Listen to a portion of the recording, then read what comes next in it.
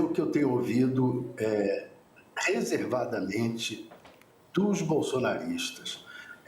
É claro que ninguém admite publicamente que vai utilizar essa coisa, mas tem sido utilizado. O Bolsonaro, a cada vez que teve uma situação importante para a campanha dele, ele, de uma forma ou de outra, aproveitava para dar uma passada no hospital, etc.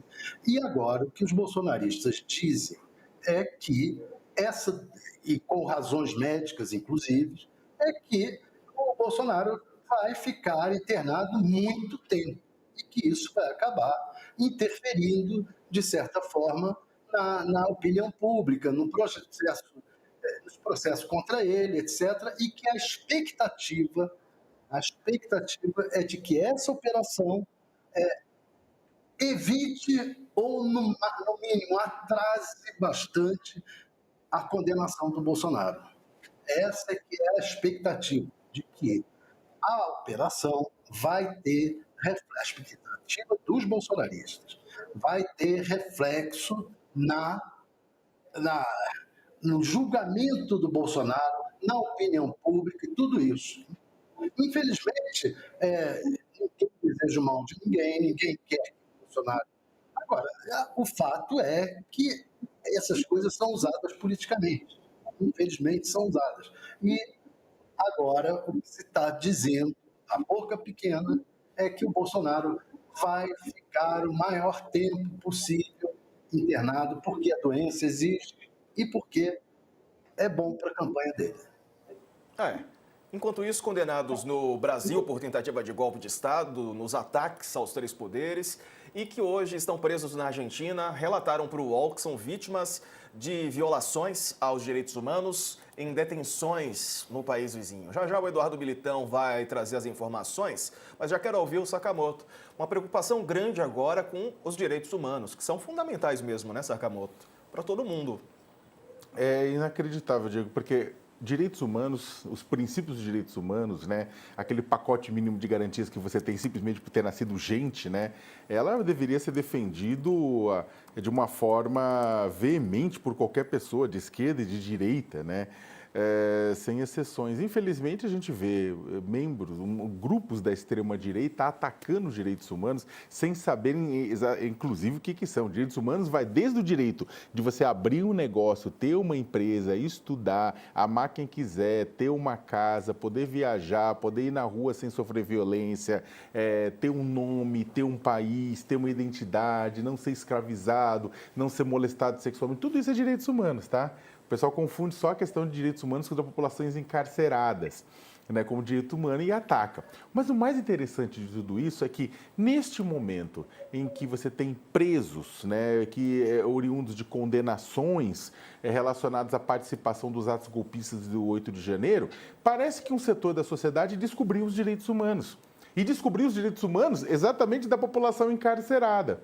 E aí agora começa a reclamar, meu Deus, olha ali, ele está tomando um banho frio, ele está ficando num lugar ruim, está tomando banho de canequinha, a comida não é exatamente o que precisava, não tem Wi-Fi na cadeia, e começa todas essas coisas, sendo que a gente, boa parte da sociedade que já atua e denuncia violações e a situação nos presídios e na população encarcerada já fala isso há muito tempo.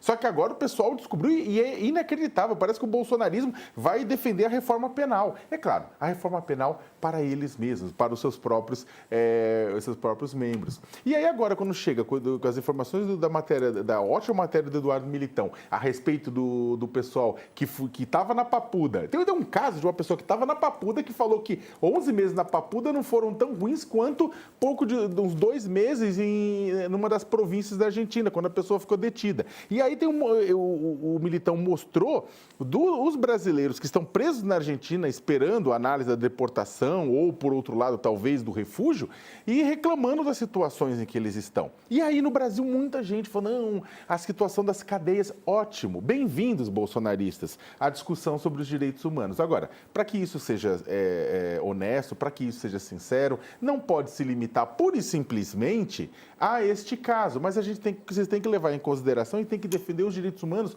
de uma forma mais ampla, que inclui sem sombra de dúvidas, a defesa da democracia. Porque bater de frente e tentar fazer com que um governo legitimamente eleito não tome posse, fazendo com que aquele que perdeu continue no poder, é um ataque frontal também aos direitos humanos.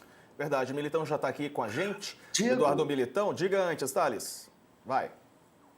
Olha, só para emoldurar isso aí, a gente relembrar uma frase dita pelo Bolsonaro em entrevista pública. Ele disse para o jornalista o seguinte: você sabe que eu sou a favor da tortura. Tudo é meio falso nas histórias que eles contam. Por exemplo, esse negócio do projeto de anistia. O projeto, você vai conversar com os deputados, nenhum deputado está sabendo direito qual vai ser o projeto final.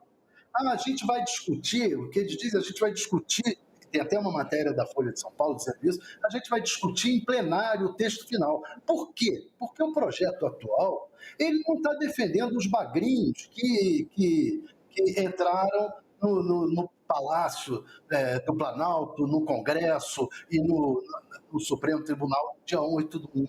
Não, está defendendo os generais, o próprio Bolsonaro. Essa é a preocupação do Bolsonaro, que a anistia sirva para ele e para os generais. Isso é o que está lá no texto até hoje. Não foi mudado. Se falou em mudar, tal, não foi mudado, e agora está se falando que vamos discutir e vamos negociar em plenário. É essa a situação. Então é tudo falso nessa história, tudo falso.